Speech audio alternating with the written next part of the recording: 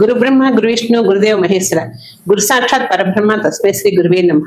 Doctor PA Raman గారి పాలన నమస్కరించుకుంటూ మనం ఈ మాసం ఫలితాలు తెలుసుకుందాం. ఆగస్టు 1వ తేదీ నుంచి 31వ తేదీ వరకు మాస ఫలితాలు తెలుసుకుందాం.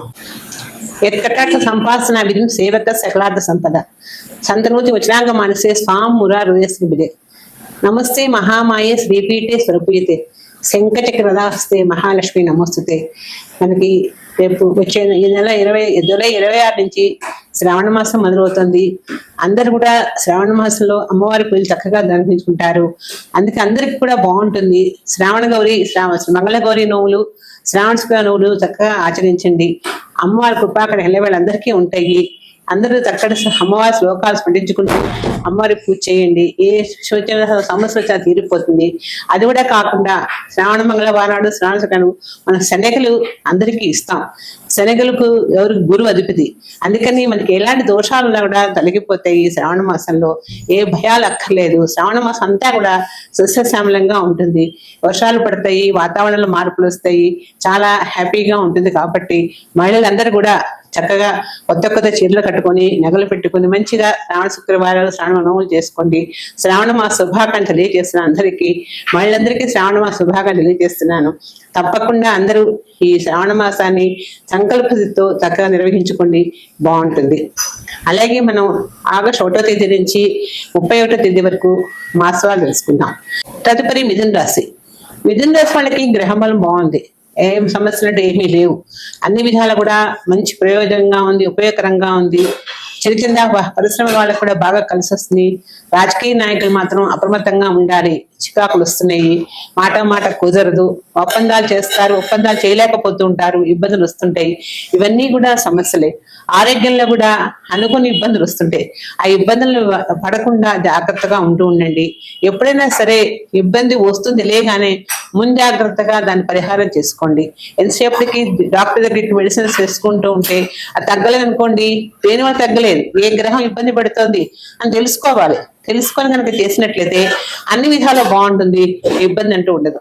ఈ మిథున రాశి వాళ్ళకి అన్ని విధాలు కూడా భర్త రకంగా భార్య రకంగా ఉంటారు. ప్రతిదానికి ఎస్ అంటే నో అంటే అన్నట్టుగా వ్యవహరిస్తూ ఉంటారు. కానీ బాగానే ఉంటారు.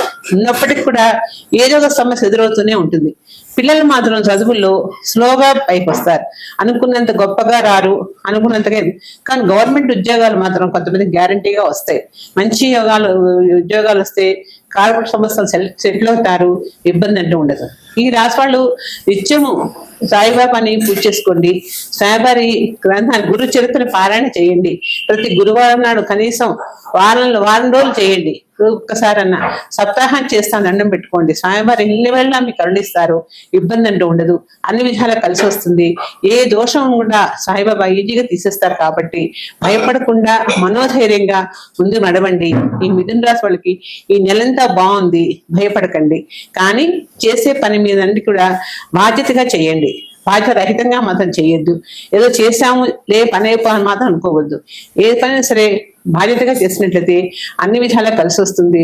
వీటి చక్కగా ఏ పారాయణ చేయండి, లేకుంటే మిషదేవాన్ని పూజ చేసుకోండి, అన్నీ కలిసి వస్తాయి, ఇబ్బంది అంటూ ఉండదు.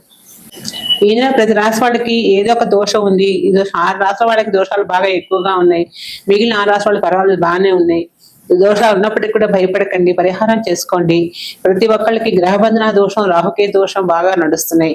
ఈ దోషాలతో వివాహాలు కావటం లేదు, ఉద్యోగాలు రావటం లేదు, అన్ని సమస్యలుగానే ఉన్నాయి. ఆర్థిక ఇబ్బందులు కూడా పడుతున్నారు.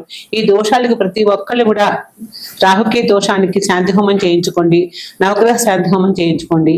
చేయించినట్లయితే గ్రహ దోషాలు తొలగిపోయి అన్ని విషయాలు కలిసి వస్తుంది, ఇబ్బంది అంటూ ఉండదు. ఎందుకంటే టైం బాగాలేదనుకున్నప్పుడు ఏదైనా పరిహారం చేసుకోవాలి. చేసుకుంటేనే మన దాని దగ్గర ఫలితం లభిస్తుంది. అందుకని అన్ని గ్రహాల్లో 12 రాసుల వాళ్ళకి ఏదో ఒక సమస్య ఉంటూనే ఉంది. 6 గ్రహాలకి ఏళ్ళనాటి నడుస్తుంది, కొన్ని గ్రహాలకు టైం అయిపోయింది, ఏళ్ళనాటి సమయం అయిపోయింది. వాళ్ళు బాగున్నారు, వాళ్ళు బాగా అంటే లేదు. ఎందుకంటే ఎవరికైనా దోషమే, కానీ ఇంకో దోషం పట్టుకుంటుంది కదా, రాహుకే దోషం వచ్చేసింది కదా. అందుకే దానికి కూడా రాహుకే దోషానికి పరిహారం చేసుకోండి. అతను అభిషేకం చేయించుకోండి స్వామివారికి, దాంతో శాంతి హోమం చేయించుకోండి. అన్నిసార్లు కలిసి వస్తుంది, ఇబ్బంది అంటూ ఉండదు. మనం ఇప్పటి వరకు ఆగస్ట్ మాస ఫలితాలు తెలుసుకున్నాం కదా. మళ్ళీ వచ్చేదా కలుద్దాం. సర్వేజన శుభ్ర భవంతు, సమస్త సన్మంగళ భవంతు. తదుపరి కర్కాటక రాశి. ఈ కర్కాటక రాశి వాళ్ళకి ఎంతసేపటికి జల్సాలు ఆడంబరాలు ఎక్కువగా ఉంటాయి. మాట కూడా తొందరగా మాట్లాడేస్తారు. చెప్పేది ఒకటి చేసేది ఒకటి, సవీనంగా ఉండరు.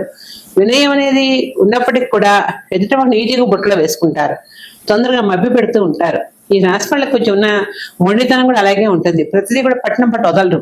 పని అనుకున్నారంటే అయ్యేంతో నిలబోరు, నిద్రపోరు. ఇవన్నీ కూడా ఈ కర్కాటక నెలంతా కూడా సమస్యలు వస్తూనే ఉన్నాయి. ఉద్యోగాలు కూడా కొన్ని వచ్చి పోతూ ఉంటాయి. పోయేటప్పుడు ఉద్యోగం లేని బాధ కూడా మనసు అధికంగా ఉంటుంది. పురోహితులకి, బ్రాహ్మణులకి, క్యాటరింగ్ వాళ్ళకి కూడా మిశ్రమ ఫలితంగా ఉంటుంది. అయినా సరే పర్వాలేదు, ఎందుకంటే శ్రావణ మాసం కాబట్టి వీళ్ళందరికీ కూడా మంచి ప్రయోజనకరంగా ఉంటుంది. బాగా సంపాదించుకుంటారు, ఇబ్బంది అంటూ ఉండదు. కానీ ప్రతిదీ కూడా సంపాదించుకుంటున్నాం కదా అని దేనికైనా సరే అధర్మంగా సంపాదించకూడదు. ధర్మంగా సంపాదించుకుంటే మాత్రం నిలబడుతుంది. ఎప్పుడైనా సరే గుర్తుంచుకోండి. ఎందుకంటే చేసే పని మీద మనం ధర్మం చేసాం అధర్మం చేసాం తెలుసుకోవాలి. అప్పుడే మనం నిజాయితీగా ఉన్నట్టు, అప్పుడే భగవంతుని మెచ్చుకుంటాడు. ఇవన్నీ కూడా ఈ రాశి వాళ్ళకి జాగ్రత్తగా చేసుకుంటే అన్ని విధాలు బాగుంటుంది. ఈ రాశి వాళ్ళు చక్కగా వెంకటేశ్వర స్వామిని పూజ చేసుకోండి. గోవిందమాల నిత్యము పారాయణ చేయండి. చేసినట్లయితే భగవంతుడు కలియుగ దైవం ఎల్లవెళ్ళ మనకు కనిపిస్తూనే ఉంటారు. ఆయన అందరికంటే కూడా మన కలియుగంలో దైవమే వెంకటేశ్వర స్వామి. అందుకని ఆయన మనం ఎప్పటికీ విడిపోకూడదు, విడనాడకూడదు. అనవసరంగా అన్ని దేవుళ్ళు పూజ చేసినప్పటికీ కూడా నిత్యం ఒక్కసారి ఆయనకి ఓ నమో వెంకటేశాయ మహా అనే మంత్రాన్ని చదువుకుంటూ పూజ చేసినట్లయితే అన్ని విధాల కలిసి వస్తుంది. కర్కాటక ఈ నెలంతా బాగుంది. వాళ్ళకి అన్ని కూడా సక్రమంగా నెరవేరుతాయి. ఇబ్బందులు అంటూ ఏమీ లేదు. తదుపరి మీనరాశి. ఈ మీనరాశి వాళ్ళకి ఇప్పుడు ప్రజెంట్ గురు ఏళ్ళనాడు గురు మహర్దశ నడుస్తుంది, ఏళ్ళనాడు నడుస్తుంది కాబట్టి భయపడాల్సిన అవసరం ఏమీ లేదు, బాగుంది. కానీ వీళ్ళకి ఎందుకంటే ఏదో ఒక ఆలోచనతో అప్పుల భారం పెరిగిపోతుంది, రుణాలు తీర్చలేకపోతూ ఉంటారు, రుణ భారం కూడా అధికంగా ఉంటుంది. ఆర్థికంగా డబ్బు సమయానికి అందక ఇబ్బంది పడిపోతూ ఉంటారు. వివాహాలు చేస్తారు, అవి కూడా అప్పులు తీరక ఇబ్బంది పడుతూ ఉంటారు. ఉద్యోగస్తులు కూడా ఉద్యోగ పనిలో చేసే పని మీద ధ్యాస పెట్టకుండా అనవసరంగా ఉద్యోగం చేస్తూ కూడా ఏదో ఇబ్బంది పడుతూ పైవాడు చుట్టుకుంటూ మనకి ఆ ఉద్యోగం చేయలేకపోతున్నామని బాధపడుతూ ఉంటారు. ఇవన్నీ మిథునరాశి వాళ్ళకి గురుబలం ఉన్నా కూడా కొంచెం చికాకులు ఉన్నాయి. చికాకులు భయపడకండి. అన్ని విధాలు కూడా గ్రహాలు మంచి సపోర్ట్ చేస్తున్నాయి కాబట్టి ఇబ్బంది అంటూ ఏం లేదు. మిథునరాశి వాళ్ళకి వివాహాలు కూడా ప్రయత్నం చేయండి. మంచి మంచి సంబంధాలు వస్తే పెళ్లిళ్ళు అయిపోతాయి. నిరుద్యోగస్తులు కూడా ఉద్యోగ ప్రయత్నం చేయండి. ఉద్యోగం అనుకోకుండా వస్తాయి, బాగుంటుంది. పారిశ్రామికవేత్తలకు కానీ చిన్న తరహా పరిశ్రమ వాళ్ళకు కూడా వ్యాపారాలు బాగా కలిసి వస్తాయి. ఎందుకంటే మిథునరాశి వాళ్ళకి గురువు మంచి యోగంగా ఉంటారు. ఈ గురువు వల్ల ఏది చేసినా కలిసి వస్తుంది. దేవాలయాలు వాటికి కూడా డొనేషన్స్ ఇస్తూ ఉంటారు. విద్యాలయాలకి, దేవాలయాలకి మంచి మంచి అనాథ శరణాలు కట్టిస్తుంటారు. పేదవాళ్ళని బాగా చూసి బాగా చేయటం వల్ల ఈ నెలంతా వాళ్ళకి మంచి యోగప్రదంగా ఉంటుంది. దాన ధర్మాలు ఎప్పుడు చేసినా సరే మనకి మంచి కలిసి వచ్చే టైం. అందుకని దాన ధర్మం అనేది లేదని కూడా చేస్తూ ఉండండి. ఉన్నదాంట్లోనే ఒక గుప్పెడు పెట్టినట్టు మీకు అన్ని విధాలు కలిసి వస్తుంది. మిథునరాశి వాళ్ళకి ఏళ్ళాడు సంతోషంలో ఉన్నప్పటికీ కూడా ఈ మీరు చేసుకుంటూ ఉండండి. దైవ కార్యక్రమాలు చేసినట్టయితే అన్ని విధాలు బాగుంటుంది. దాంతో పాటు శనికి తైలాభిషేకం చేయించుకోండి. గురువుకి ప్రతి గురువారం నాడు స్వామివారికి అభిషేకం చేయించండి. ఆవుపాలతో చేస్తే ఆవుపాలతో అభిషేకం చేయించండి. శనగలు నానేసి స్వామివారికి ఆ శనగల్ని శుభ్రంగా మాలగా గుచ్చి స్వామివారి మెడలో వేయండి.